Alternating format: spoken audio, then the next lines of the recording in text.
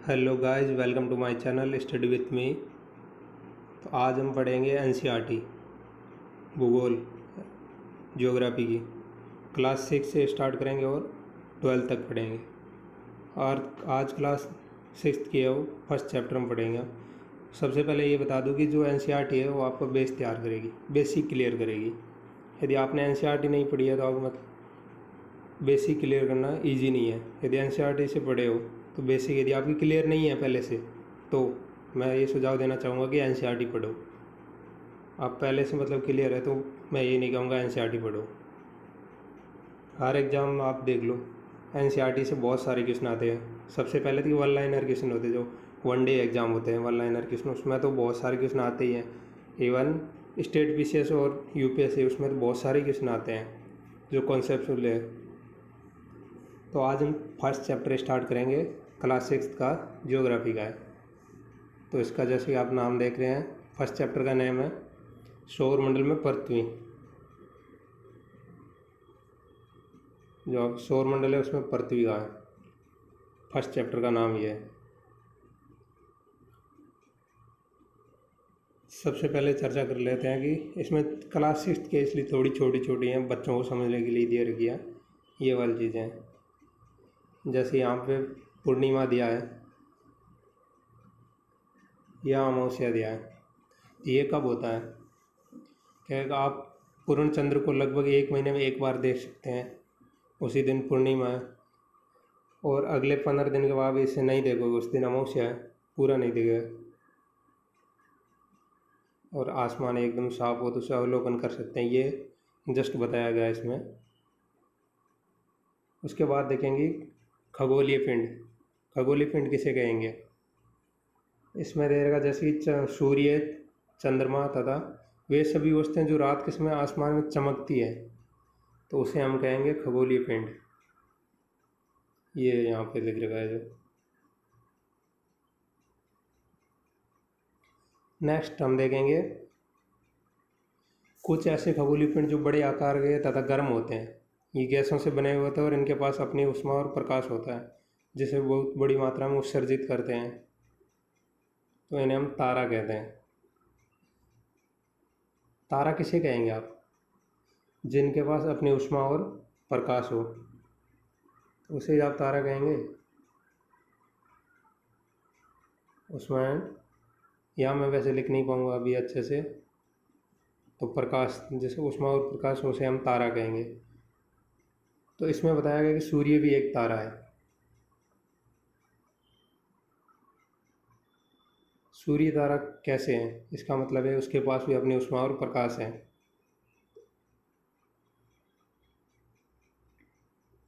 Next देखेंगे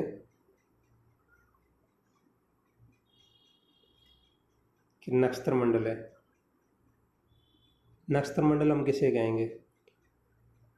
नक्षत्र मंडल क्या है? तो रात्रि के समय जब आसमान की ओर देखते हैं तो तारों के विभिन्न समूह बने होते हैं, जो विभिन्न आकृतियाँ बनी होती है। आप जैसे सप्तऋषि हो गया, और विभिन्न प्रकार की आकृतियाँ बनी होती है, टेढ़ी मेढ़ी जो कुछ भी है, तो उन्हें हम नक्षत्र मंडल कहते हैं। नक्षत्र मंडल यहाँ पे एग्जाम्पल दिया है अर्सा मेजर एंड बिग बियर। तो इसी प्रकार ये है जो सप्तऋषि है, ये भी एक अर्सा मेजर का भाग है, सॉरी मंडल नहीं मेजर है। ये सप्तऋषि है जो 7 तारों का समूह है, ये जो यहाँ दिखाया गया है। इसमें विभिन्न आकृतियाँ, ये सारे नक्षत्र मंडल है। ये सप्तऋषि दिखाया है यहाँ पे, जो 7 तारे हैं, आप काउंट कर सकते हैं ये वाले। और एक है ध्रुव तारा। ये तो आपने सब सुना ही होगा, ध्रुव का तारा क्या होता है। तो प्राचीन समय में लोग क्या करते थे, ऐसे डायरेक्ट ना पता नहीं होता, तो जैसे रात्रि में उठते तो तारों को देख के ही पता लगाते कि इतना टाइम हुआ है, ये डायरेक्शन इसकी है, कौन सी दिशा है। तो उसी समय एक तारा होता है, वो है जो अभी भी है ध्रुव तारा। उससे हम उत्तर दिशा का पता लगा सकते हैं कि जिस साइड वो है ध्रुव तारा है, तो उससे हम समझ सकते हैं वो उत्तर दिशा है।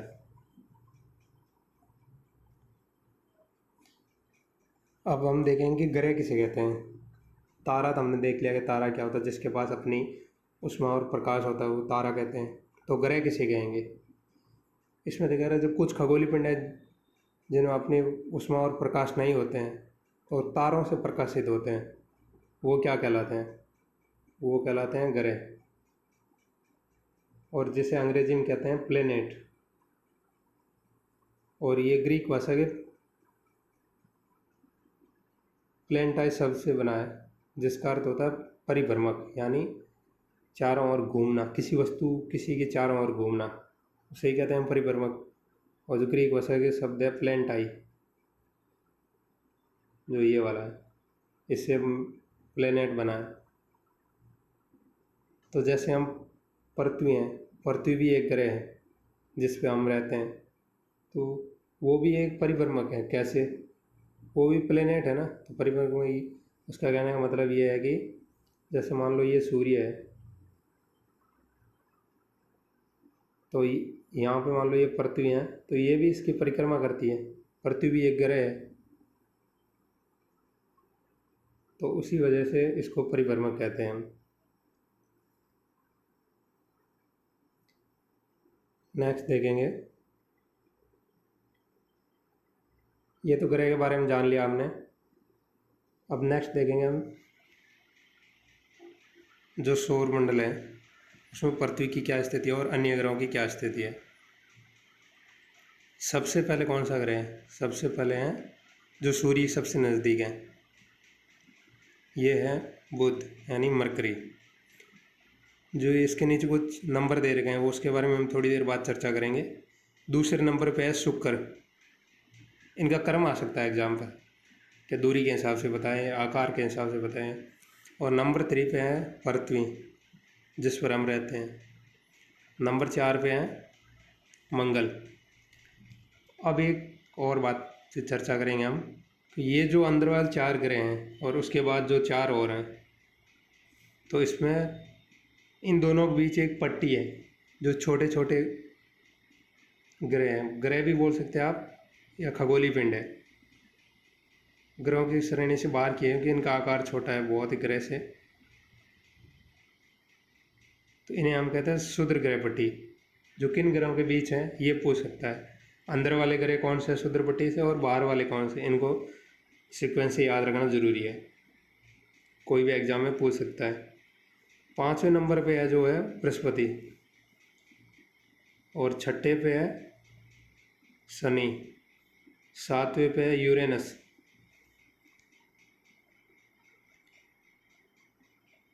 और 8वें पे है नेपच्यून। तो आपने पहले सुना होगा कि यम भी एक ग्रह है, प्लूटो बोलते जिसे। इसको 2006 में ग्रह की श्रेणी से बाहर कर दिया गया है। कुछ विशेषता होती है ग्रह काउंट करने के लिए, जो आकार में जैसे बड़े होते हैं, तो यम उस विशेषता में से एक का पालन नहीं कर रहा था। वो एक विशेषता ये होती है कि ग्रह अपनी दूसरे ग्रहों की कक्षा नहीं काटेंगे। जैसे मान लो ये ऐसे घूम रहा है तो ऐसे बीच में से नहीं काटेगा दूसरा ग्रह एक ग्रह की, तो यम ये कर रहा था। इसको ग्रह की श्रेणी से 2008 में बाहर कर दिया है। इसको हम एक बार हटा देते हैं और नेक्स्ट इसके बारे में देखते हैं कि इनका कितना परिक्रमण काल है और कितना अक्ष पर घूर्णन काल है, वो देख लेते हैं एक बार। तो सबसे पहले हम चर्चा करेंगे बुध की। तो इसको परिक्रमण काल होता है इसका 88 डेज यानी 88 दिन है। परिक्रमण काल क्या होता है? परिक्रमण काल किसी एक वस्तु को बीच में आप खड़ा कर दोगे, और मान लो ये वस्तु है, उसको बीच में खड़ा कर दिया और उसके चारों ओर घूमना है, तो ये हो गया परिक्रमण। और एक दूसरा होता है घूर्णन। जैसे मान लो ये वस्तु है जो खुद खड़ा होगा, तो वो एक जगह खड़ा रहेगा और ऐसे घूमेगा चारों ओर, खड़ा खड़ा ही किसी चारों दूसरी वस्तु चारों ओर नहीं घूमेगा, खुद ही अपने अक्ष पे, यानी यहाँ जहाँ खड़ा है वहाँ चारों ओर घूमेगी। ये हो गया घूर्णन और ये होता है परिक्रमण। तो आप समझ गए होंगे। तो अभी इनका देखते हैं कि परिक्रमण काल 88 डेज है बुध का, और घूर्णन काल है 59 यानी 59 दिन है। नंबर 2 पे है, ये हो गया शुक्र। शुक्र का परिक्रमण काल है 255 दिन यानी 255 डेज, और घूर्णन काल है 243 दिन। तो आपको घूर्णन काल का मैंने बता दिया और परिक्रमण का भी क्या मतलब है वो बता दिया। नंबर 3 पे है पृथ्वी। इसका तो आप सभी जानते होंगे, घूर्णन परिक्रमण काल कितना है, 365 दिन, जिसे 1 साल कहते हैं हम। और घूर्णन है वो 1 दिन है, यानी अपने एक्स पे आप पता है प्रति 24 घंटे में घूम लेती है। नंबर 4 पे है मंगल ग्रह। सूर्य के चारों ओर एक परिक्रमण करने में कितना टाइम लगता है उसको, 687 दिन लगते हैं। और अपने अक्ष पे घूर्णन करने के लिए 1 दिन है सिर्फ, मंगल का भी।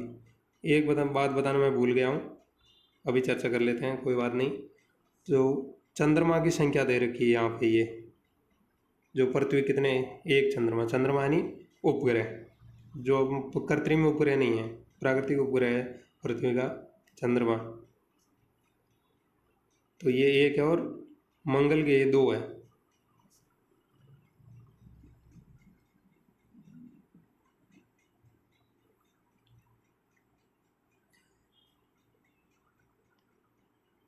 एक बार अभी हम वापस यहाँ आएंगे और आपको एक बात बताऊंगा।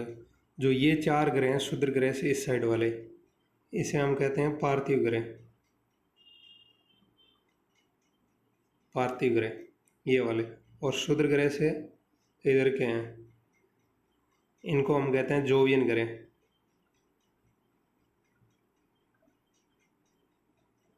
जोवियन ग्रह, जोवियन क्यों कहते हैं और इनको पार्थिव क्यों कहते हैं, तो इसका हम बताएंगे अभी। जो पार्थिव इसलिए कहते हैं, ये सारे ग्रह हैं पृथ्वी के समान गुणधर्म वाले हैं, ये वाले। और ये जोवियन यानी इधर है जो जुपिटर है, बृहस्पति के समान ग्रह वाले हैं। ये अंदर वाले आंतरिक ग्रह वो चट्टानों से बने हुए हैं, ये गैस और तरल पदार्थों से बने हुए हैं। तो ये भी है, यहाँ पे गैसें कम क्यों है, यहाँ ज़्यादा क्यों, उसका भी ये कारण है। जो सौर पवन है उसकी वजह से यहाँ कम है और यहाँ ज़्यादा है गैसें और पवन। वापस उधर ही चलते हैं हम अपने टॉपिक पे वापस। और नंबर 5 पे है बृहस्पति। तो सूर्य के चारों इसका परिक्रमण काल 11 साल और 11 दिन, लगभग 12 साल है। और घूर्णन है वो है लगभग 10 घंटे का, जो अपने अक्ष पे घूम लेता है।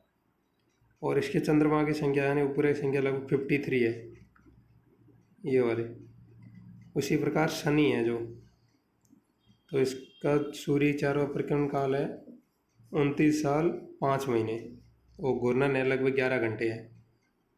और सबसे ज़्यादा उपग्रह शनि के ही, अभी इसमें 53 दे रहे हैं, अभी कुछ और हो रही है, एनसीईआरटी पहले की हो रखी है, तो सबसे ज़्यादा उपग्रह इसी के होंगे।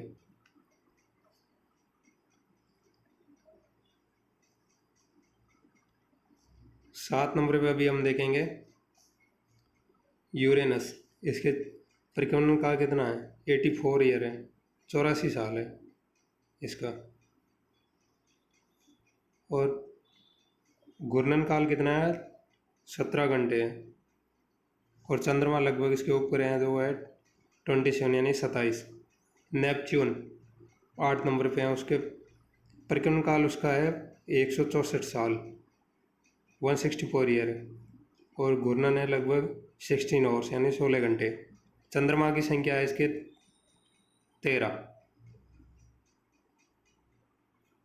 जैसे कि अभी ये बताए रखा था कि ये आंतरिक और बाह्य ग्रहों के बारे में बता रखा है। आंतरिक ग्रह ये सूर्य भुज नदी होते हैं और चट्टानों से बने हुए होते हैं। बाह्य ग्रह है वो सूर्य से दूर होते हैं, बड़े आकार के होते हैं।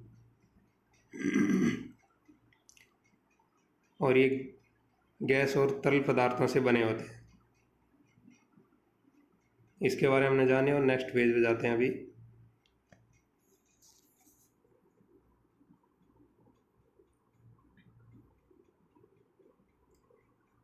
अब हम चर्चा करेंगे सौर मंडल की, कि इसमें होता क्या है सौर मंडल।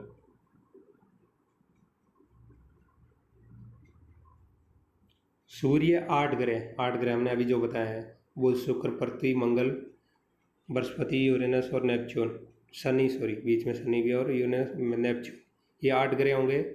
और उपग्रह हैं कुछ उपग्रह और कुछ खगोलीय पिंड है, जैसे क्षुद्र ग्रह हो गए और उल्का पिंड हो गए, मिलकर सौरमंडल का निर्माण करते हैं, जिसे हम सौर परिवार का नाम देते हैं, जिसका मुख्य होता है सूर्य, सन होता है। तो ये तो नॉर्मल जो दे रखा है अभी, इसके बारे में इसके आगे हम बात करेंगे सूर्य की, जो इस सौरमंडल के केंद्र में स्थित होता है, सबसे बड़ा होता है, अत्यधिक गर्म गैसों से बना होता है। और इसका खिंचाव है, जो बल है वो उसको बाकी ग्रहों सौरमंडल से बांधे रखता है। जैसे पृथ्वी गुरुत्वाकर्षण बल है, हम कोई भी चीज़ उठाएं तो नीचे की ओर जाती है, वो गुरुत्वाकर्षण की वजह से खिंचाव होता है, वैसे सूर्य का है जो सौरमंडल सारे ग्रहों को बांधे रखता है। ये सौरमंडल का है ना, जो अभी हमने ग्रह की तारे की चर्चा की है, वो एक प्रकार का तारा ही है ये भी। तो इसमें जो बताया गया है कि सौरमंडल, सूर्य है जो सौरमंडल की ऊष्मा और प्रकाश का एकमात्र स्रोत है, और इसकी तेज ऊष्मा, लेकिन हम उसकी अत्यधिक तेज ऊष्मा को महसूस नहीं करते हैं, क्योंकि ये बहुत दूर है हमसे, इसलिए महसूस नहीं कर पाते हैं। कितना है, लगभग 15 करोड़ किलोमीटर है लगभग हमसे यहाँ की दूरी। नेक्स्ट चर्चा करते हैं हम ग्रह के बारे में। तो ग्रह का सीक्वेंस दे रखा हमने, जो अभी बुध, शुक्र, पृथ्वी, मंगल, बृहस्पति, शनि, यूरेनस, नेपच्यून, ये सीक्वेंस वाइज याद रखना है क्रमानुसार। तो इसका भी पूछ सकता है कि पृथ्वी के नज़दीक कौन से ग्रह हैं, ये सीक्वेंस पूछ लेके नज़दीक है दूर की ओर सीक्वेंस में कीजिए। तो इसका ही एक ट्रिक दे रखा है जो इंग्लिश में है, my very efficient mother just served us nuts. और वैसे भी नॉर्मली भी आप याद रख सकते हो, जो आ गया जो पिंक कलर में बोल्ड कर रखा है, इनका ग्रह का एक एक वर्ड उठा रखा है इसका।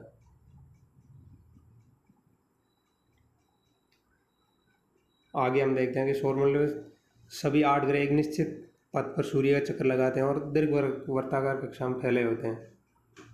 दीर्घ वर्ताकार में फैले होते हैं, इसे कक्षा कहते हैं। जो ये दीर्घ वर्ताकार है इन्हें हम कक्षा कहते हैं।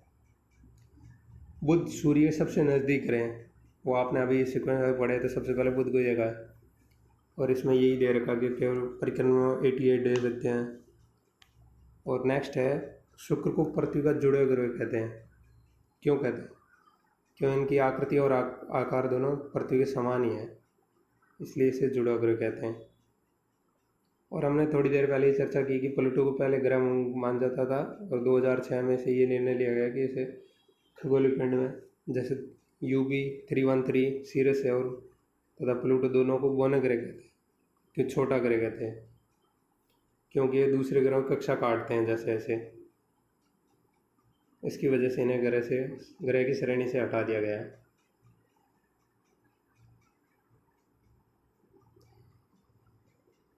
नेक्स्ट देखेंगे कि ज्योग्राफी की उत्पत्ति कहाँ से हुई है। यहाँ पे दे रखा है जैसे ये जियो है, और यहाँ पे ऊपर देख लिया कि लॉजी है। यदि लॉजी जोड़ दे तो इसके मतलब होगा जियोलॉजी। जियोलॉजी यानी पृथ्वी का अध्ययन, और जियो प्लस मैट्रिया जोड़ते हैं तो जियोमेट्री हो जाएगा, तो यानी पृथ्वी का मापन होगा। जियो प्लस ओइड, जियोइड हो जाएगा, यानी भूआ, पृथ्वी के आकार के अनुरूप। तो इसको आपको ध्यान रखना है।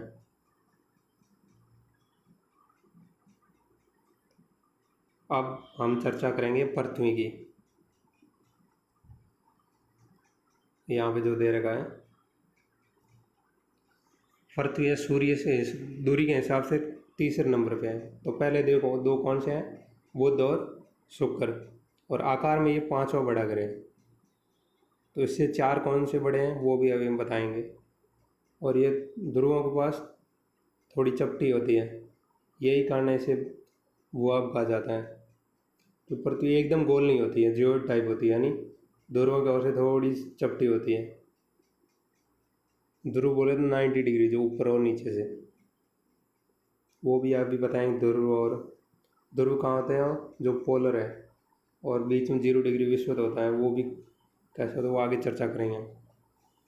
वो आपका अर्थ होता है कि जियोइड, जो भी पिछले पेज में ही पढ़ा है हमने, तो पृथ्वी का आकार समान जीवन अनुकूल परिस्थितियाँ यहाँ पे जीने के लिए, जो सिर्फ पृथ्वी पे पाई जाती है अभी तक। तो न तो ज़्यादा गर्म है और न ही ज़्यादा ठंडी है। पानी और वायु दोनों उपस्थित हैं, इसकी वजह से हम पानी पी सकते हैं, और श्वसन के लिए ऑक्सीजन है जो हम अंदर ले सकते हैं। तो इसी की वजह से इसको बहुत ही अद्भुत ग्रह कहते हैं। ये जब हम अंतरिक्ष से देखते हैं इसको तो बहुत ही नीला दिखता है। नीला क्यों दिखता है? कि लगभग 71% इस पर पानी है, जो पीने योग्य नहीं है सारा, बट पीने योग्य लगभग 3% है, जो झीलें, झरने, नदियाँ सारे मिला के। ये महासागरीय जल है, ये खारा है, बट क्षेत्रफल के हिसाब तो टोटल 100% में देखें 71 पे पानी है लगभग। इसकी वजह से जब हम अंतरिक्ष से देखते हैं तो हमें नीला दिखाई देता है। इसे नीला ग्रह भी कहते हैं। नीला ग्रह क्यों कहते हैं वो अभी हमने चर्चा की है, कि अंतरिक्ष में बहुत ज़्यादा पानी है, इस पर 71% है, जो मोस्टली भाग है उस पर 2/3 से ज़्यादा पानी है, इसकी वजह से इसे नीला ग्रह कहते हैं। नेक्स्ट चर्चा करेंगे हम चंद्रमा की। हमारे पृथ्वी के पास केवल एक चंद्रमा है, एक उपग्रह है। तो पिछली बार चर्चा की कि चंद्रमा की संख्या कितनी है, जो डायग्राम में दे रखी। तो चंद्रमा यानी उपग्रह, वो पहले ही बताया है, वो एक ही है। पृथ्वी के पास सिर्फ एक है। जैसे शनि के पास 53 था, उसमें लिख रखा वो अभी ज़्यादा बढ़ गए हैं, और बृहस्पति के पास 53 है। इसका व्यास, पृथ्वी व्यास लगभग 1/4 है, यानी 25% है। ये ज़्यादा बड़ा क्यों दिखता है हमें बाकी तारों की तुलना में? क्योंकि इसकी दूरी बहुत कम है सूर्य की अपेक्षा, या बाकी अन्य तारों की अपेक्षा पृथ्वी की तुलना करें तो इसके लगभग कितनी है? 3,84,400 किलोमीटर है। जबकि सूर्य की है वो आपने थोड़ी देर पहले ही देखा है कि 15 करोड़ किलोमीटर है।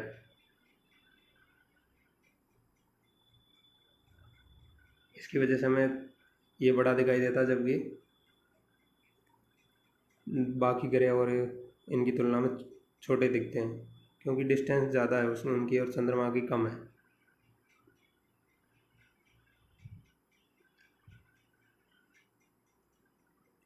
कुछ यहाँ पे जो है रोचक तथ्य दिए गए हैं, जैसे ये यहाँ पे। और क्या आप जानते हैं, ये जो ऐसे कार्टून टाइप बना रहे हैं, ये बहुत इंपॉर्टेंट है, इनको आप एक बार ज़रूर देखना। जैसे ऐसे क्वेश्चन देखते हैं, जैसे याद है, नील आर्मस्ट्रॉन्ग पहले व्यक्ति थे जिन्होंने 20 जुलाई 1969 सबसे पहले चंद्रमा की सतह पर कदम रखा था।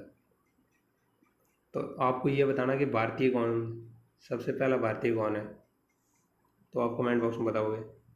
इसके बाद देखेंगे चर्चा की उपग्रह की।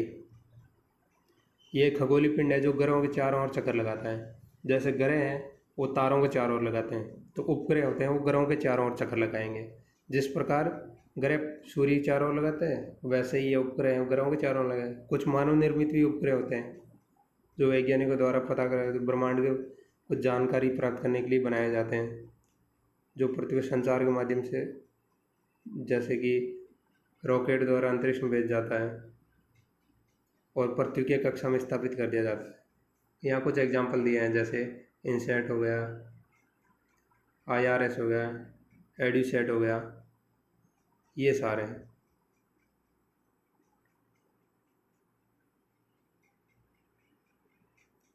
जैसे यहाँ क्वेश्चन मार्क दे रखा था, ये एक क्वेश्चन बन गया, इस पर आप विचार करोगे जरूर। जीव एवं पौधों को जीवित रहने के लिए तथा विकास करने के लिए किन तत्वों की आवश्यकता होती है?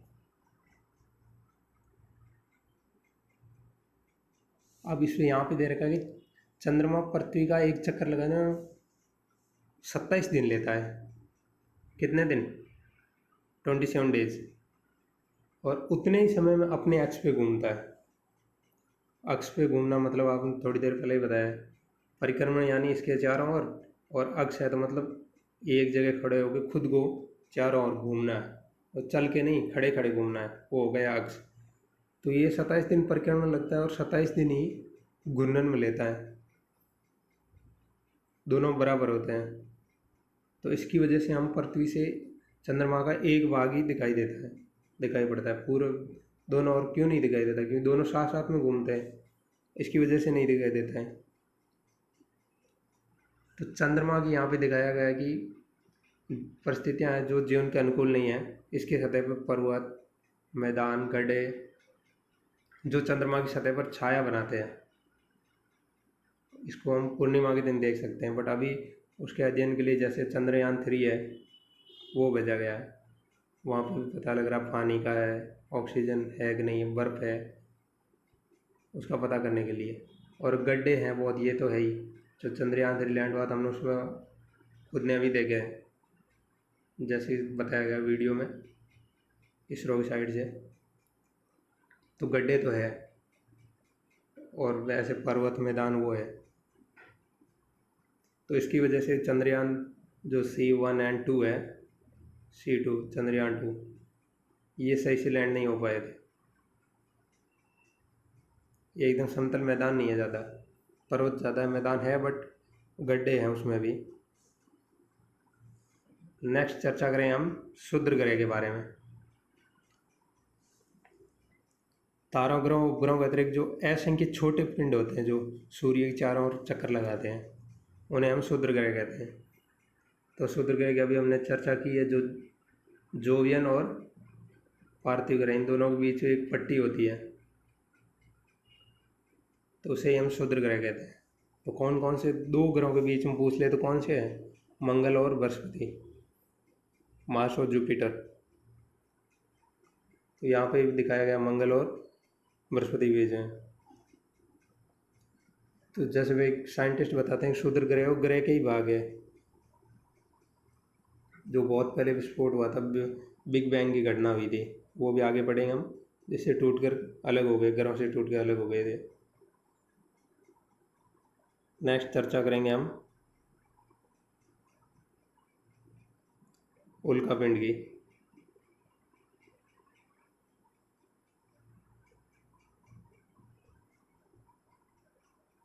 सूर्य के चारों ओर चक्कर लगाने में पत्थरों के छोटे छोटे जो टुकड़े होते हैं वो होते हैं उल्कापिंड।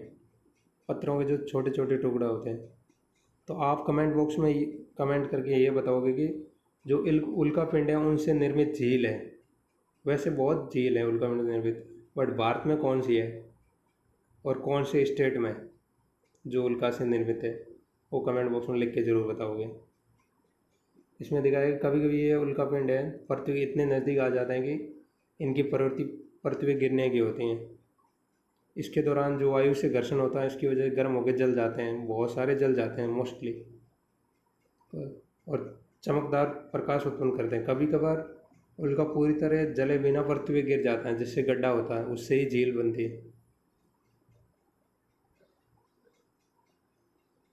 यहाँ दिखाया क्या आपने तारों वाले खुले आकाश में एक और से और दूसरी ओर तक फैली इस सफ़ेद चौड़ी पट्टी की तरह एक चमकदार रास्ते को देखा है? बहुत सारे होते हैं, जैसे ये लाखों तारों का समूह है, ये पट्टी आकाशगंगा कहलाती है।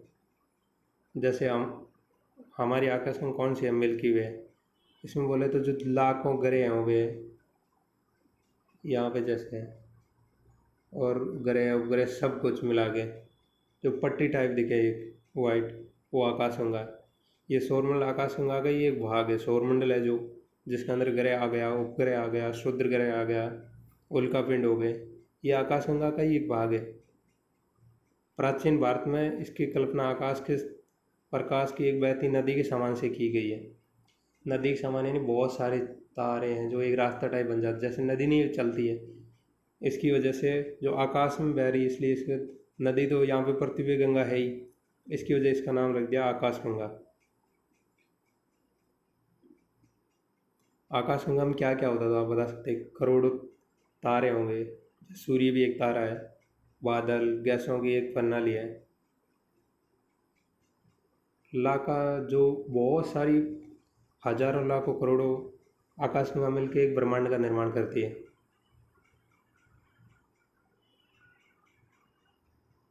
तो ब्रह्मांड में क्या क्या आ जाएगा देखो। सबसे पहले हम जैसे एग्जाम्पल से यहाँ पे इस डायग्राम में बताया गया है, सबसे पहले पृथ्वी हो गई, पृथ्वी एक ग्रह है, इसके अंदर भी जो जैसे उपग्रह हो गए इसके वो भी आएंगे। तो पृथ्वी सौरमंडल का ही भाग है, उसके बाद सौरमंडल आएगा। सौरमंडल आकाशगंगा का भाग है और आकाशगंगा ब्रह्मांड का भाग है। तो आप सोच सकते हो कितना बड़ा है, इसकी कल्पना करना भी इजी नहीं है। और ब्रह्मांड की विशालता की कल्पना करना अत्यधिक कठिन है। वैज्ञानिकों ने अभी बारे में अधिक से अधिक जानकारी करने में जुटे हुए हैं। इससे हम कोई जानकारी नहीं है, लेकिन फिर भी हम जानते हैं कि हम सभी इसी ब्रह्मांड का हिस्सा है।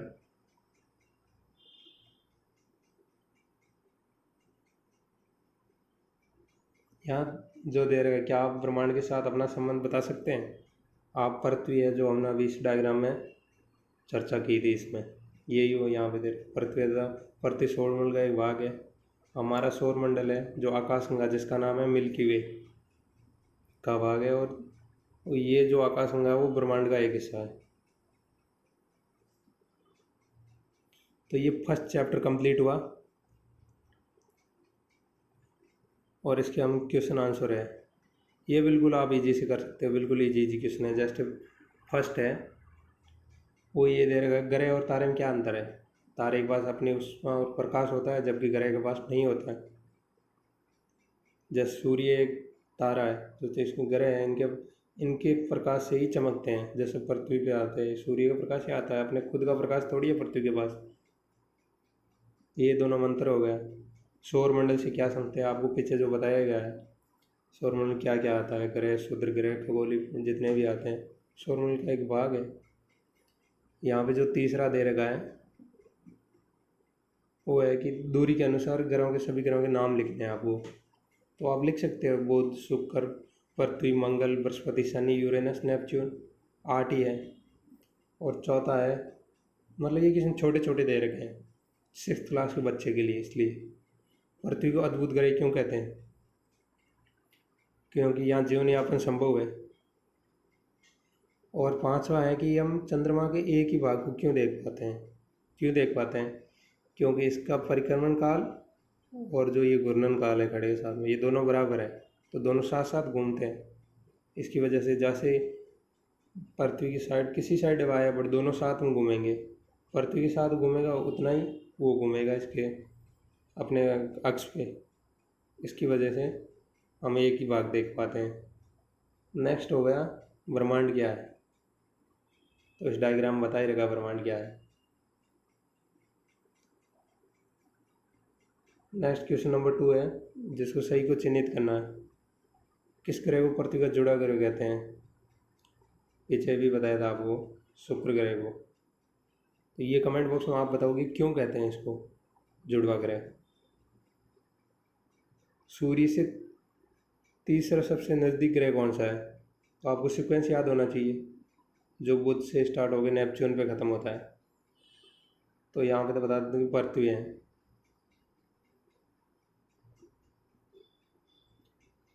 सभी ग्रह सूर्य चारों ओर किस प्रकार की कक्षा में चक्कर लगाते हैं? ये तो आपको बताया था, दीर्घवृत्ताकार है। और ध्रुव तारा हो गया, किस दिशा ज्ञान कराता है? वो उत्तर है। 6th क्लास बच्चे के लिए इसलिए। और यहाँ पे जैसे किसी ने क्षुद्र ग्रह किन 2 कक्षाओं के बीच में पाए जाते हैं? तो आप बताइए कि मंगल और बृहस्पति है, जो जोवियन और पार्थिव ग्रहों के बीच में एक पट्टी होती है, जो छोटे छोटे ऐसे बहुत सारे ग्रहों का ये समान छोटा रूप है। ये इस साइड ग्रह है, इस साइड ग्रह है। यहाँ पे लास्ट में मंगल है, यहाँ पे बृहस्पति है। और ये नेक्स्ट तीसरा क्वेश्चन है, जो इनके आप खाली जगह भर लेना, बिल्कुल इजी दे रखी है। इसी तरह पहला चैप्टर दोस्तों ख़त्म हो गया, नेक्स्ट स्टार्ट करेंगे दूसरा चैप्टर। जैसे फर्स्ट चैप्टर ख़त्म हुआ है उसे हम दूसरा चैप्टर स्टार्ट करेंगे। दूसरे चैप्टर का नाम क्या है? वो है ग्लोब, अक्षांश और देशांतर। इसके बारे में विस्तृत चर्चा करेंगे।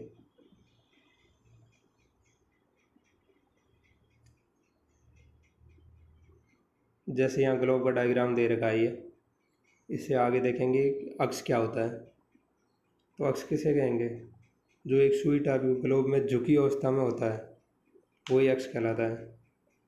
जो दो बिंदु बीच से होकर सुई गुजरती है, उससे ऊपर जो भाग होता है उसे उत्तर और नीचे भाग दक्षिण, उसे ध्रुव बोलते हैं हम। ध्रुव, उत्तर ध्रुव और दक्षिण ध्रुव हो जाएगा।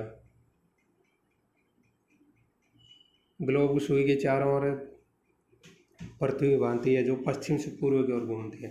पृथ्वी पश्चिम से पूर्व की ओर घुमाया जाता है। याद रखें, इनमें कोई मतलब ये है कि इसका ये काल्पनिक रेखा दे रखी है, मतलब वैसे वास्तविक में कुछ नहीं है ऐसा। ये ग्लोब में दिखाने के लिए बताया गया है। जैसे कि ये है, दो बिंदु हो गया, आपको बताओ, ये वाले अक्ष से ही कहते हैं। इसको घुमाया जाता है तो पश्चिम से पूर्व की ओर।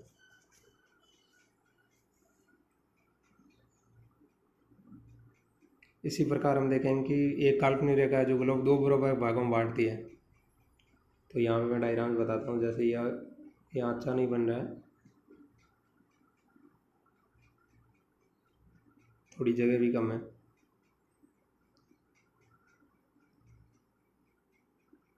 जैसे ये ग्लोब है, ये दो भागों में बराबर बांटती है। इसे हम जैसे मान लो क्या कहते हैं, 0 डिग्री विषुवत रेखा, विषुववर्तीय रेखा एक कहते हैं, इंग्लिश में इक्वेटर कहते हैं इसे। ये पृथ्वी को उत्तर और आधे भाग में बांट देती है, उत्तर और दक्षिण। जो उत्तर का भाग है उसे हम क्या कहते हैं, उत्तरी गोलार्ध यानी नॉर्थ हेमिस्फीयर। और जो दक्षिण में है उसे हम क्या कहते हैं, दक्षिण गोलार्ध। और इसी प्रकार जैसे यहाँ पे ये डायग्राम में दिखाया गया है, ये 0 डिग्री, इसके जो समानांतर जो रेखाएं हैं ऐसे, इनको ही हम कहते हैं अक्षांश। क्या, यहाँ अच्छे से नहीं लिख पाऊँगा बट वो लिख रखा है ऑलरेडी नोट्स में, PDF, इसे हम अक्षांश कहेंगे। ये ध्यान रखने योग्य है कि इन अक्षांशों के बीच में जो दूरी होती है ये वाली, ये हमेशा समान रहती है, चाहे यहाँ 90 डिग्री पे जाए चाहे 0 डिग्री पे रहे। बट ये ध्यान रखने एक इसकी बात है कि जैसे जैसे ध्रुवों की ओर जाएगी तो अक्षांश की लंबाई घटेगी। वो आप भी देख सकते हैं, क्यों, ध्रुवों पे चपटी और पृथ्वी लगभग गोल आकार की है, तो ऊपर ऊपर जाएगी। ये जो डिस्टेंस है यहाँ की इन दोनों के बीच की, ये छोटी होती जाएगी, जबकि सबसे लंबी पूछे तो कहाँ पे है, 0 डिग्री पे। ये अक्षांश की बता रहा हूँ मैं, आगे देशांतर की भी चर्चा करेंगे, वो देशांतर की अलग है। तो यहाँ बताया गया जैसे कि अक्षांश रेखा कहा जाता है, इसको अंश में मापते हैं। अंश बोले तो डिग्री, और ये डिग्री है, इसे डिग्री मापते हैं। विषुवत है जो शून्य अंश को दर्शाती है, वो आपको दिखाया गया कि 0 डिग्री पे है, 0 डिग्री दर्शाती है, वो विषुवत है। विषुवत दोनों तरफ ध्रुवों की तरफ बीच की दूरी सूर्य है, चारों ओर एक वर्त का 1/4 है। इसका माप होता है, हम 360 डिग्री मापते हैं। और जो विषुवत है उसको 1/4 है, वो तो आपको बताया है कि 90 डिग्री है। 1/4 यानी 360 का 1/4 90 डिग्री है, जो ध्रुवों की ओर है। जो उत्तरी अक्षांश उत्तर ध्रुव को दर्शाता है, और 90 डिग्री दक्षिणी अक्षांश है, वो दक्षिण ध्रुव को दर्शाता है। ये तो आप समझ गए होंगे ना कि 360 डिग्री का 1/4 है। 360 का 1/4 कितना होगा, चौथा भाग, सीधा सा 90 डिग्री होगा। जो 90 डिग्री यदि आप नॉर्थ लोगे तो उसको उत्तरी ध्रुव को दिखाएगा, और ये 90 डिग्री साउथ लोगे आप यहाँ तो उसको देगा दक्षिण ध्रुव को दर्शा देगा। ये जस्ट छोटी छोटी बातें, बट आपकी बेसिक क्लियर होनी चाहिए, मेन बात ये है।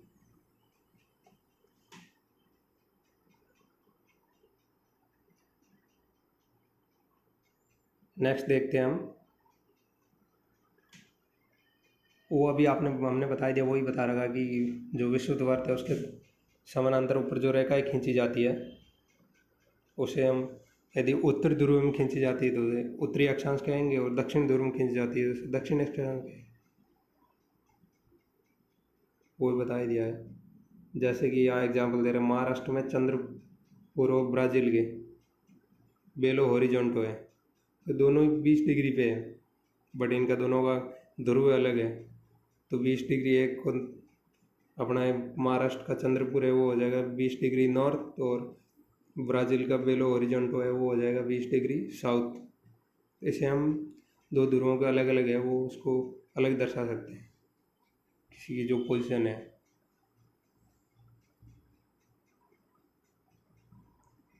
अभी हम इसे एक डायग्राम के बारे में चर्चा करेंगे, ये वाले, जिसमें ये बताया गया कि महत्वपूर्ण अक्षांश एवं ताप कटिबंध है। सबसे पहले तो ये जानेंगे हम, जो ये 0 डिग्री है, इसका नाम तो पीछे बता दिया है, विषुवत रेखा। और ये हो गया 23.5 डिग्री उत्तर, और ये हो गया 23.5 डिग्री दक्षिण। इसको हम कहते हैं कर्क रेखा। तो कमेंट बॉक्स में आप ये बताओगे भारत में कर्क रेखा गुजरती है वो कितने राज्यों से गुजरती है, उन राज्यों के नाम लिखोगे यदि आपको पता है। नहीं पता तो भी बताओगे, मैं ट्रिक बताऊंगा उसकी। और ये है मकर रेखा जो 23.5 डिग्री दक्षिण है। तो 23.5 डिग्री उत्तर से लेके 23.5 डिग्री दक्षिण तक जो इनका बीच का जो क्षेत्रफल है उसको हम कहते हैं उष्ण कटिबंध। क्यों कहते हैं? जो सूर्य का सफल होता है तो वो इन दोनों के बीच में होता है, और यहाँ पे सूर्य की किरणें लगभग सीधी पड़ती है। सूर्य यहाँ से यहाँ तक जाता है, फिर यहाँ तक आता है। तो यहाँ से क्या होता है, सीन ये है कि सूर्य की किरण यहाँ आएगा, सीधी पड़ेगी किरणें। तो यहाँ पे बहुत ये क्षेत्रफल है गर्म होता है और आर्द्रता भी ज़्यादा होती है, ये तो आपको पता चल गया। उसके बाद हम देखते हैं जो इस 23.5 डिग्री उत्तर है और इस 66.5 डिग्री उत्तर, इन दोनों के बीच का क्षेत्र है, उसे हम कहते हैं शीतोष्ण। मैं एक कॉमन के लिए बता रहा हूँ, यदि उत्तर ध्रुव में है तो उत्तरी शीतोष्ण कटिबंध हो जाएगा, दक्षिण ध्रुव में है तो दक्षिणी शीतोष्ण कटिबंध हो जाएगा। शीतोष्ण क्यों कहते हैं? क्योंकि यहाँ से जो क्षेत्रफल स्टार्ट होता है ये गर्म है, जो उष्ण कटिबंध हो, इसके आगे कुछ देर तक गर्म रहेगा ना, कुछ दूरी तक। उसके बाद में ऊपर वाला है जो ध्रुव रहेगा, वो तो आप ध्रुवों पे बर्फ़ जमी रहती है, तो वहाँ पे शीत बोलते हैं। और इनको काफ़ी नीचे आएगा तो गर्म भी होएगा ना, तो शीत प्लस उष्ण है, तो उसको बोल दिया शीतोष्ण। और ये 66.5 डिग्री उत्तर से लेके 90 डिग्री तक, जैसे उत्तरी ध्रुव कहते हैं, उसका बीच का क्षेत्रफल है जो ये वाला अलग अलग दिखा रखा डायग्राम में, उसे हम क्या बोलेंगे? शीत कटिबंध। यदि उत्तरी ध्रुव में है तो उत्तरी शीत कटिबंध, और दक्षिण ध्रुव में है दक्षिण शीत कटिबंध। यही सेम यहाँ दिखा रखा है। 23.5 से लेके 66.5 के बीच का जो साउथ में है उसको हम कह देंगे दक्षिण शीतोष्ण कटिबंध। और जो 90 डिग्री है साउथ पे उसे दक्षिण ध्रुव कहते हैं। और 66.5 से लेके 90 के बीच का जो एरिया ये वाला, इसे हम क्या कहेंगे? शीत कटिबंध। बट ये है किसमें? दक्षिण ध्रुव में, तो इसको हो जाएगा दक्षिण शीत कटिबंध। इसके बारे में विस्तृत चर्चा कर ली है, तो इसको आप ध्यान रखना है दोस्तों। नेक्स्ट जो इसमें दे रहेगा महत्वपूर्ण अक्षांश समांतर रेखाएं। 0 डिग्री आपको उसने डायग्राम अच्छी तरह बता दिया है। विषुवत है उत्तरी ध्रुव 90 डिग्री और दक्षिण ध्रुव 90 डिग्री साउथ है। के अतिरिक्त 4 महत्वपूर्ण अक्षांश समांतर रेखा भी है जो आगे बता रखी है। नेक्स्ट पेज में देखते हैं। उत्तरी ध्रुव जो कर्क रेखा है वो 23.5 डिग्री उत्तर में है। दक्षिण ध्रुव में जो मकर रेखा है वो 23.5 डिग्री दक्षिण में है। और जो 66.5 है जिसे उत्तरी ध्रुववर्त कहते हैं, क्योंकि वो उत्तरी ध्रुव में है, उसे ये याद रखना दोस्तों, इसका नाम एक दूसरा है उत्तरी ध्रुववर्त। 66.5 नॉर्थ है और 66.5 साउथ में, उसे दक्षिण ध्रुववर्त कहेंगे जो यहाँ पे दे रखा है। अभी 0 degree 90 degree south 90 degree north, इनके अलावा जो 4 ये देखे कर्क रेखा, मकर रेखा, उत्तर ध्रुववर्त और दक्षिण ध्रुववर्त। 66.5 जो नॉर्थ और साउथ है इनको ही दक्षिण और उत्तर ध्रुववर्त कहते हैं। और यहाँ पे आगे दिखा रखा है पृथ्वी की ताप कटिबंध है, जो अभी हमने चर्चा ऑलरेडी की है। जैसे कि कर्क रेखा और मकर रेखा के बीच का क्षेत्रफल है, उसे हम क्या कहेंगे? उष्ण कटिबंध क्षेत्र। क्यों कहेंगे उष्ण कटिबंध? क्यों? सूर्य सीधा पड़ता है, बहुत ज़्यादा क्षेत्रफल गर्म रहता है। और कर्क रेखा और मकर रेखा के बाद किसी भी अक्षांश दो पर सूर्य सिर पे सीधा नहीं गिरता है। वो आपको बता देगा क्यों? इसका सूर्य का सफल है जो उत्तर से दक्षिण की ओर होता है, वो ये मान लो मकर रेखा है कर्क रेखा और ये मकर रेखा है, तो यहाँ से यहाँ तक ही होगा, तो यहाँ तो सीधा पड़ जाएगा। इसके ऊपर का जो क्षेत्रफल है वो सीधा नहीं पड़ेगा यहाँ पे, जैसे कि इस डायग्राम बताया गया है। इसको इरेज करते हैं हम। यहाँ से लेके यहाँ तक सूर्य का आना जाना होता है, वो भी बताएंगे कब से कब तक होता है और बीच में कब रहता है। जैसे मार्च में यहाँ है, जून में यहाँ रहता है, फिर सितंबर में वापस इस पे 0 पे आएगा और फिर दिसंबर में यहाँ रहेगा। तो जैसे यहाँ सूर्य रहेगा तो यहाँ ठंड रहेगी, दिसंबर में हमारे यहाँ ठंड होती है उत्तरी ध्रुव में, और सूर्य जैसे यहाँ रहेगा, यहाँ जून में रहता है तो यहाँ ठंड रहती है इस ध्रुव में, जो दक्षिण ध्रुव बोलते हैं हम। तो यहाँ तक तो सीधी पड़ती है किरणें सूर्य की, तो यहाँ बहुत गर्मी होगी। जो ये ध्रुव और हो गया उत्तरी ध्रुवर्त हो गया, दक्षिण ध्रुव और दक्षिण ध्रुवर्त है, यहाँ पे तिरछी आती है, तो कोई भी क्षेत्र जैसे तिरछी पड़ेगी तो क्षेत्रफल बढ़ जाएगा। जैसे यहाँ पे सीधी पड़ेगी तो यहाँ बहुत कम क्षेत्रफल आएगा, कम क्षेत्रफल ज़्यादा तापमान पड़ेगा तो यहाँ गर्म होगा। आप ऐसे भी मान सकते हैं कि जैसे कुछ पानी का एक बर्तन भर लो, उसको एक जगह डाल दो तो वो पानी वहाँ ज़्यादा रहेगा ना, और या फिर किसी एक बर्तन लेके पूरी ज़मीन पे ऐसे गिरा दो ज़्यादा क्षेत्रफल में, तो वहाँ तो बहुत कम कमाएगा। जस्ट सिंपल वे वही यहाँ बताया गया है। तो यहाँ इतनी गर्मी कम क्यों होती है? क्योंकि सूर्य किरणें तिरछी पड़ती है यहाँ से यहाँ तक। बट जो ये है उष्णकटिबंध है, ये वाला एरिया, इसमें सीधी पड़ती है, इसकी वजह से ये गर्म है। तो ये दिखा दिया हमने डायग्राम की सहायता से। नेक्स्ट वापस उसी पे लौटते हैं और ये भी देख लो, यहाँ ऑलरेडी एनसीईआरटी ने दिखा रखा है। जैसे ये टॉर्च है और इसको एक प्लेट पे गिराया गया, वो सीधी गिरी है, तो यहाँ से टॉर्च जो प्रकाश है वो ज़्यादा होगा, और किसी हम प्लेट को ऐसे तिरछी रख देते हैं, फिर इसी बैटरी है टॉर्च से जब प्रकाश डालते हैं तो वो कम हो जाएगा, क्षेत्रफल बढ़ जाएगा, तो उसकी तीव्रता है वो कम हो जाएगी, इंटेंसिटी कम हो जाएगी। यही उसी के सूर्य का है। ये नीचे वो यह एक्सप्लेनेशन दे रखा है।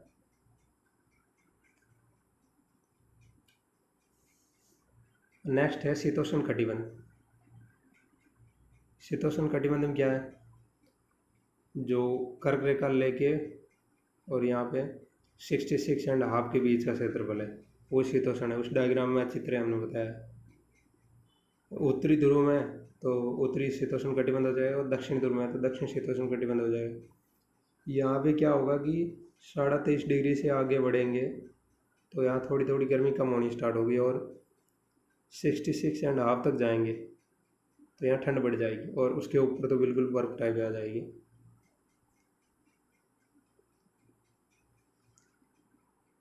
और अब तीसरा जो कटिबंध है उसके बारे में चर्चा कर लेते हैं, वो है शीत कटिबंध। वो 66.5 डिग्री से लेके 90 डिग्री तक है, दोनों ध्रुव में, नॉर्थ और साउथ में। जो डायग्राम में दिखाया गया ऐसे वाला ऊपर का क्षेत्रफल जो बिल्कुल 90 डिग्री ऊपर था और 66.5 नीचे था, जो इसको कहें हम शीत कटिबंध। यहाँ पे बिल्कुल ज़्यादा ठंड होती है।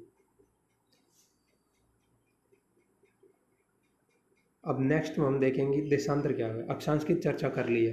अक्षांश की जैसे हमने दिखाया कि ये पृथ्वी हो गई 0 डिग्री की जो समानांतर चलने वाली रेखाएं हैं, तो इससे क्या है कि हम कौन सी ध्रुव, उत्तर ध्रुव दक्षिण ध्रुव का ही सिर्फ पता लगा सकते हैं। एग्जैक्ट लोकेशन पता नहीं चल पाएगी यदि आपके पास सिर्फ अक्षांश है तो हमें ज़रूरत पड़ती है किसकी? देशांतर की।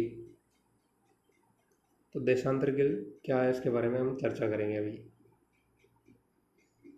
इसमें यही दिया गया है कि स्थान स्थिति बताने के लिए उस स्थान के अक्षांश के अतिरिक्त कुछ और जानकारियाँ आवश्यक भी होती है।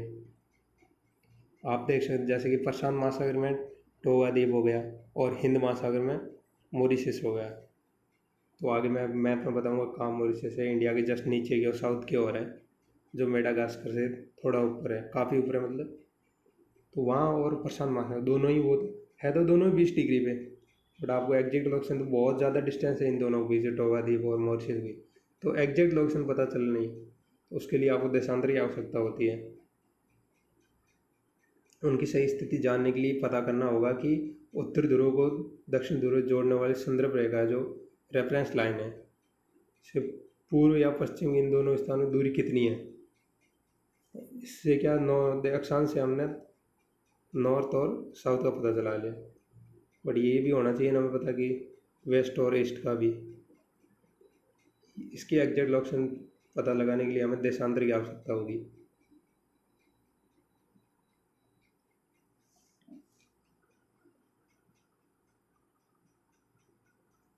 जो इन संदर्भ रेखाओं को देशांतरीय याम्योत्तर कहते हैं। जो ये संदर्भ रेखा होती है, मान लो ये है, ये फर्स्ट पूरे पेज भी चाहिए इसके लिए, या फिर इसी डायग्राम समझ लेते हैं ना। जैसे ये हो गई पृथ्वी है, ये मान लो यहाँ 0 डिग्री है, मैं ऐसे ही बोल रहा हूँ, उसमें दे नहीं रखा, बट तो ऐसे तो पता चल जाएगा कि यहाँ पे इतना डिग्री, यहाँ पे इतना डिग्री साउथ है, या फिर यहाँ से इतना डिग्री नॉर्थ है। बट ये कैसे पता चल पाओगे कि इनके बीच की दूरी कितनी है एग्जैक्ट लोकेशन। तो उसके लिए ऐसी रेखाएं होती जो ऐसे, उनकी हमें आवश्यकता होगी, उसे ही हम कहते हैं देशांतर। जो इंग्लिश में लैटिट्यूड लॉन्गिट्यूड हो गया जो।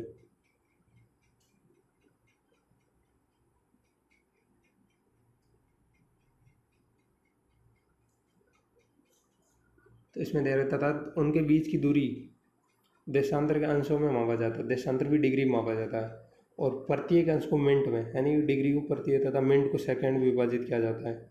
ये अर्धवर्त होते हैं, यानी 180 डिग्री होते हैं, और इन बीच की दूरी ध्रुवों की तरफ जाने पर घटती है। ये एक इम्पोर्टेंट कॉन्सेप्ट है, जैसे मैं अभी आपको बताता।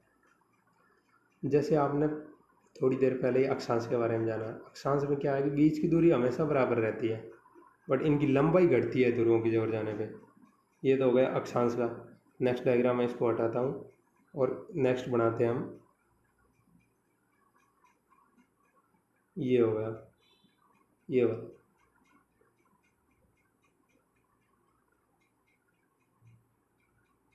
ये एक ही बिंदु से यहाँ से स्टार्ट होती है, या फिर हम इसमें देख लेते हैं, वो अच्छा नहीं है, इसमें ही। तो ये क्या, यहाँ से स्टार्ट होते हैं, जैसे ये आई, ये आई, ये एक ही बिंदु पे यहाँ मिलेगी, और यहाँ से भी एक बिंदु से ही निकलेगी। ये हो गई, ये भी एक बिंदु पे मिलेगी यहाँ। तो इसमें क्या सीन है कि जो इनकी बीच की दूरी है ना, अक्षांश में तो समानांतर रहती है, जब समान रहती है, बट इसमें देशांतर में क्या समान नहीं रहती है। इनके बीच की दूरी ध्रुवों की ओर जाएगी तो घटेगी, ओबियसली घटेगी। क्यों, आप इस डायग्राम से ही देख सकते हैं, एक ही बिंदु पे मिल रही है। तो यहाँ से स्टार्ट 0 से होगी और एंड 0 पे होगी, बीच की दूरी कम ज़्यादा होगी। जबकि और बात ये ध्यान रखने योग्य है कि देशांतर में हमेशा लंबाई समान रहती है, और अक्षांश में लंबाई ध्रुवों की ओर घटती है। देशांतर में बीच की जो दूरी है वो ध्रुवों की ओर घटती है, जबकि अक्षांश में समान रहती है।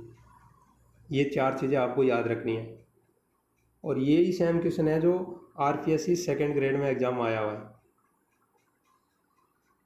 देशांतर अक्षांश के सूर्य को ध्रुव की ओर जाने पे क्या होता है, भूमध्य रेखा के जो पास में है इक्वेटर के, तो अक्षांश के बीच की दूरी घटती है। ऐसे 4 ऑप्शन दे रहे हैं, मेरे एग्जैक्टली सारे ऑप्शन याद नहीं है, बट ये ऐसे ही क्वेश्चन आ रहे। दो जो वनडे एग्जाम उनमें आते ही आते भाई, ओवल लाइनर है। नेक्स्ट हटा देते हैं और दूसरे टॉपिक पर हम चर्चा करेंगे।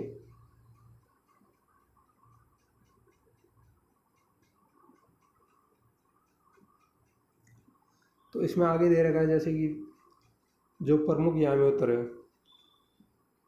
पूर्व और पश्चिम की ओर गिनती शुरू की जाए, तो इसमें प्रमुख याम्योत्तर जो 0 डिग्री को मानते हैं हम, 0 डिग्री देशांतर है। यहाँ से हम 180 डिग्री पूर्व और 180 डिग्री पश्चिम। तो आप समझ गए होंगे 180 पूर्व पश्चिम क्या मतलब है। जो ये 0 डिग्री है देशांतर, इसको हम काल्पनिक रेखा मान रखा है। जो लंदन में जो एक राजकीय वेधशाला है, वहाँ से एक लाइन को काल्पनिक रेखा है, उसको मान लिया हमने कि 0 डिग्री देशांतर है ये। तो इसके पूर्व की ओर जाएंगे हम, तो यहाँ तक काउंट हो जाएगा 180 डिग्री, और पश्चिम की ओर 180 डिग्री। ये दोनों जान लेगा। बट ये क्या, दोनों जो पूर्व और पश्चिम है ये 0 डिग्री दोनों मिलती है ना, जब आप अर्धवर्त लोगे, ये जब इनको एक वर्त बनाओगे इसके ऊपर, तो ये दोनों बिंदु मिल गए ना यहाँ। तो ये दोनों ये 180 डिग्री पश्चिम और 180 डिग्री पूर्व, ये दोनों एक ही बिंदु मिल जाती है। ये यहीं आगे ऐसे एक्सप्लेनेशन दे रखा है इसमें, वापस इसी पे देखते हैं हम। जैसे इसमें दे रखा कि 180 डिग्री पश्चिम गणना करते हैं और प्रमुख यामात्र 180 डिग्री यामात्र मिलकर पृथ्वी को दो समान भागों जो पूर्वी गोलार्ध और पश्चिम गोलार्ध में विभक्त करती है, और उत्तरी गोलार्ध और दक्षिण गोलार्ध में अक्षांश विभाजित करती है, और देशांतर होती है वो पूर्व और पश्चिम गोलार्ध में विभाजित करती है। अब ग्लोब को अक्षांश और रेखाओं एवं देशांतर यामात्र बीच बनी ग्रिड को देखें। ग्रिड क्या है, ये अक्षांश और देशांतर बनी हुई रेखाओं का जो जाल है वही ग्रिड है। अगर आपको किसी स्थान अक्षांश और देशांतर सही स्थिति पता करना हो तो ग्लोब स्थिति जानने के लिए अक्षांश और उसकी देशांतर एग्जैक्ट लोकेशन जानना होगा, तो किसी भी बिंदु की आपको सही स्थिति का पता चल जाएगा यदि अक्षांश और देशांतर आपको सही से पता है उसकी। इसमें जैसे एग्जाम्पल दे रखा है कि 26 डिग्री उत्तर अक्षांश डुबरी है जो असम में, और 90 डिग्री पूरी देशांतर में स्थित है। यदि आपको जहाँ पे कट करेगी लाइन 26 डिग्री, ये ऐसे अक्षांश आते हैं, तो ये उत्तर और दक्षिण की ओर ये अक्षांश हो गया, और देशांतर ये ऐसे आते रहते हैं।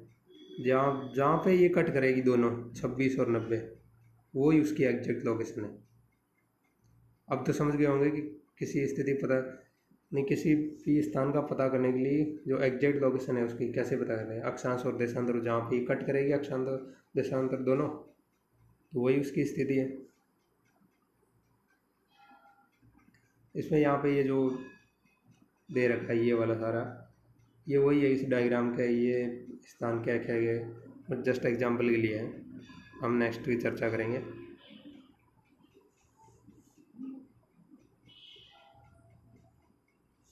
यहाँ पे ये आप क्लियर देख पा रहे होंगे, जो क्या बोलते हैं इसका, ग्रीनविच लाइन है, ग्रीनविच है जिसे देशांतरी यामात्र कहते हैं, यहाँ से स्टार्ट होती है।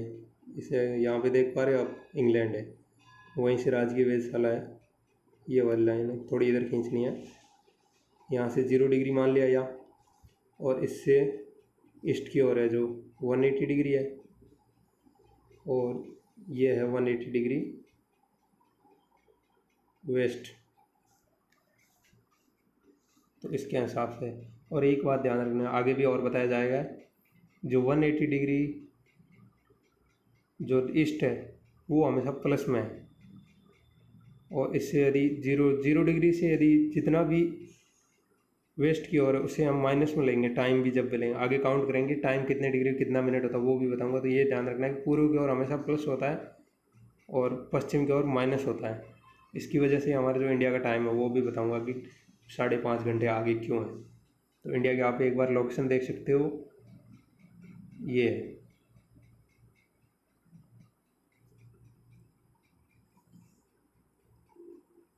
अब बात करेंगे हम देशांतर और समय के बारे में। ये वाला देशांतर और समय,